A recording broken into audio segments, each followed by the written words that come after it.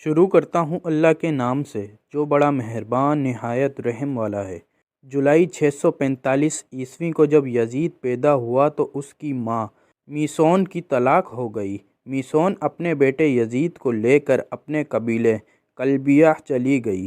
کلبیہ قبیلہ ابھی نیا نیا مسلمان ہوا تھا، جس وجہ سے ان کی رسم و رواج اور رہن سہن ابھی بالکل عیسائیوں جیسا تھا۔ چنانچہ اسی عیسائیت کے ماحول میں یزید کی پرورش ہوئی۔ یزید بچپن سے ہی بندروں کو پال کر ان سے کھیلا کرتا تھا۔ جب بڑا ہوا تو اس نے شراب پینا، شطرنج اور بے حیائی کے کاموں میں بھرپور حصہ لیا۔ آج کی ویڈیو میں ہم یزید کے بدترین اور عبرت ناک موت کا ذکر کریں گے۔ پیارے دوستوں، انتہائی مخالفت کے باوجود بھی یزید 60 ہجری کو تخت نشین ہو گیا۔ تخت پر بیٹھتے ہی یزید نے مدینہ کے گورنر عتبہ کو خط لکھا کہ عبداللہ بن زبیر، عبد الرحمن ابن ابی بکر، عبداللہ بن عمر اور سیدنا امام حسین سے میری بیعت لی جائے۔ جب ان سب نے یزید کی بیعت کرنے سے انکار کیا تو یزید نے دوسرا خط یہ لکھا کہ نواسہ رسول سیدنا امام حسین سے زبردستی بیعت لی جائے۔ اس لیے گورنر مدینہ حضرت امام حسین کے پاس آیا۔ اس نے کہا کہ یزید نے مجھے آپ سے زبردستی بیعت لینے کو کہا ہے۔ جب حضرت امام حسین نے دیکھا کہ اگر میں نے یزید کے ہاتھ پر بیعت نہ کی تو مدینہ میں قتل و غارت ہو سکتی ہے، تو آپ وہاں سے ہجرت کر کے مکے پھر کوفے کی طرف نکل گئے۔ حضرت امام کے ساتھ آپ کے گھر والے اور کچھ اصحاب کرام بھی موجود تھے، لیکن 18,000 کوفیوں نے حضرت امام حسین کی بیعت توڑ دی، جس کے بعد سے میدان کربلا کا واقعہ پیش آیا تھا۔ میدان کربلا کا واقعہ ہی یزید کا سب سے بڑا گناہ مانا جاتا ہے۔ جب یزید کو پتہ چلا کہ حضرت امام حسین کوفے کی طرف آ رہے ہیں تو یزید نے عبداللہ بن زیاد جیسے سخت دل گورنر کو کوفے میں مقرر کر دیا۔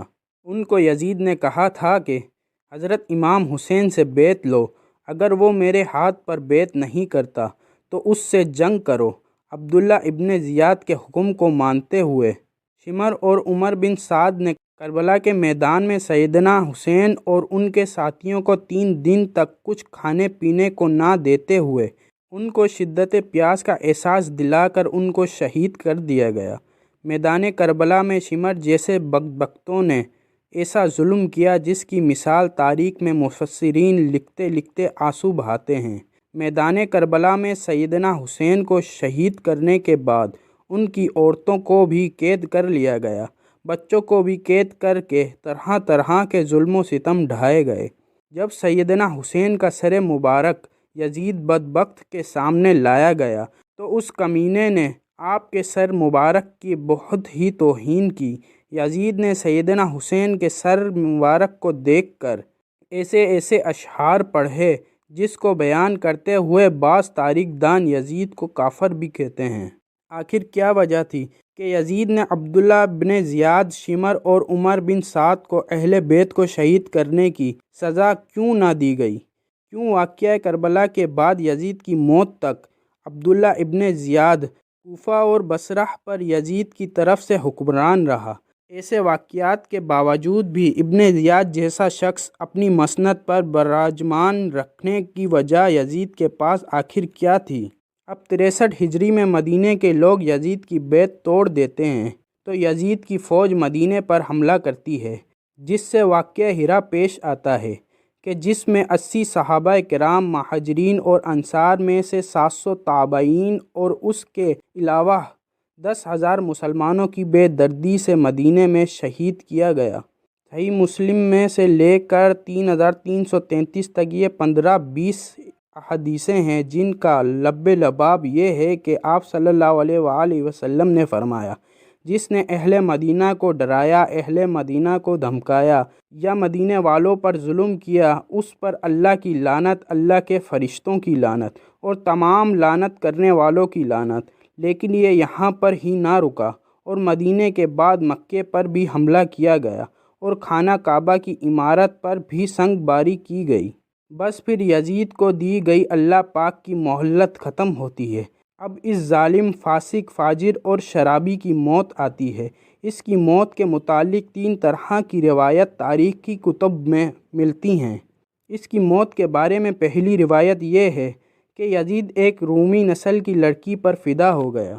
یزید نے اس لڑکی کے سارے خاندان کو قتل کروا دیا تھا، لیکن اس کے باوجود بھی یزید اس لڑکی کو حاصل نہ کر سکا۔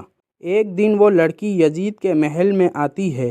وہ لڑکی یزید کو کہتی ہے کہ میں اپنی جان دے دوں گی، لیکن تیرے جیسے قاتل درندے کی محبت میں گرفتار نہیں ہو سکتی۔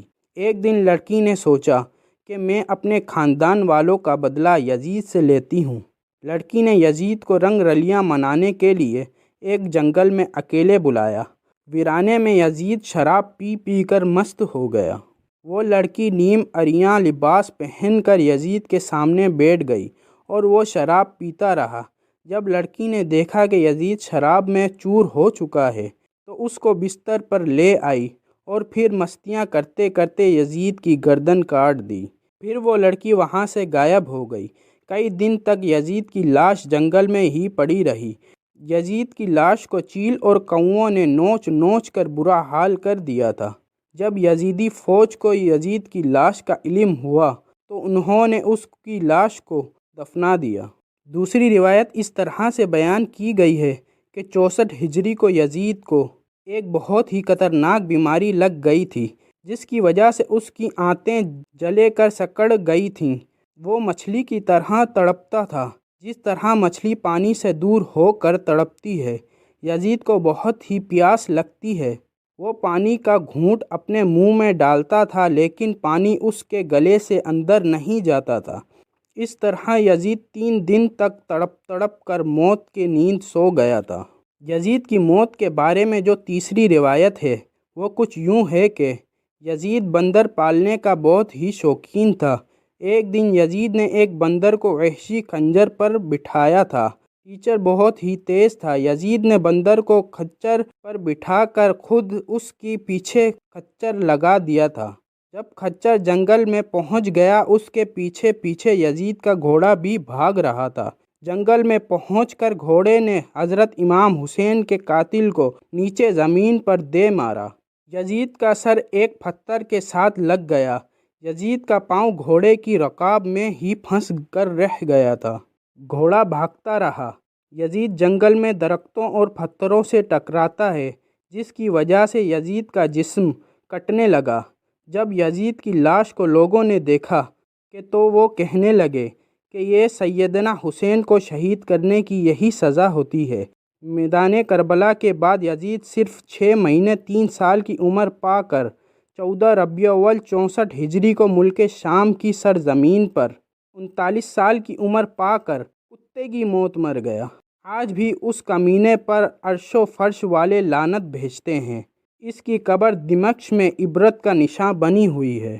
اللہ تعالیٰ سے دعا ہے کہ وہ ہمیں آل محمد صلی اللہ علیہ وآلہ وسلم سے محبت کرنے والا اور آل پاک کی صحیح طریقے سے غلامی کرنے والا بنا دے۔